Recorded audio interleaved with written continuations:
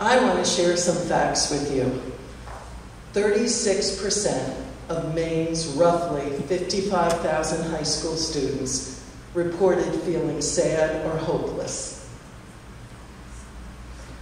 That's about 20,000 kids. Nearly half of Maine teen girls reported feeling sad or hopeless. 14,000 Mainers aged 12 to 17 have depression, and 49% did not receive any care or treatment last year. Maine students who seriously considered suicide increased to 19%, and that's on top of 2,700 Maine youths who went to the emergency room because of suicidal feelings or attempts last year. And sadly, the Maine teen suicide rate exceeds the national rates. So what does this mean? Well, it means we certainly are in the midst of a youth mental health crisis.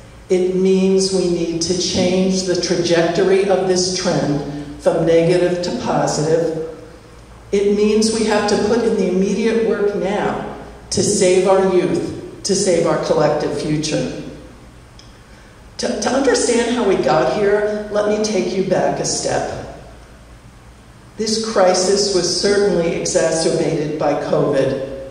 School and community isolation caused our kids to lose their social, educational, and recreational connections.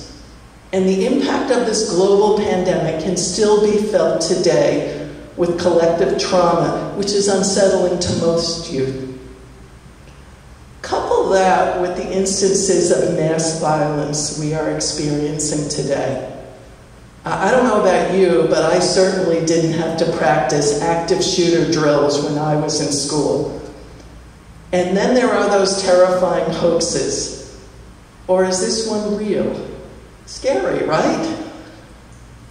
And what about the environmental crisis and global warming?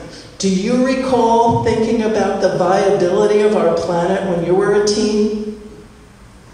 And we're just starting to understand the impact of social media and how our kids live by the number of likes their posts receive or the number of followers they have. So where does this leave us? What can be done? Well, Sweetser believes the best mechanism for impacting the youth mental health crisis is to meet kids where they are at in school. Universal screenings are needed, coupled with mental health professionals embedded in the school environment. When you think about it, we routinely screen kids for physical health, whether it's vision or hearing. However, emotional and behavioral health disorders usually are only identified once they emerged. Universal screening allows us to identify kids in need of support. And without that failure to identify and address them, we know that it is linked to poor school performance, school violence, dropping out, substance use, special education referrals, suicide, and even criminal activity. Starting with our youngest kids is where we have the best opportunity for prevention. You know, children spend the majority of their school day in educational settings. School settings allow healers to communicate with teachers and coaches who can often see challenges and see problematic behavior that might not be evidenced in the home environment. These settings also reduce barriers to receiving care and reduce the stigma to receiving mental health services. You know, saying I'm going to guidance is a frequent and normal refrain you'll hear in a school setting. School-based services are timely, accessible, and efficient. Basically, they are available, acceptable, and adaptable. Sweetser has therapists co-located in over 100 public schools, and we're working in 25 school districts, but we are just scratching the surface. Our school therapists work 12 months a year, even when the school is closed. They stand at the ready to see students during the school day and will even travel to the children's homes to meet with the families.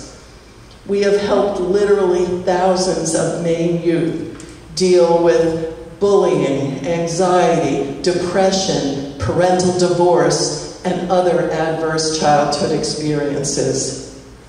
We need every school district to partner with a behavioral health provider for these critical services.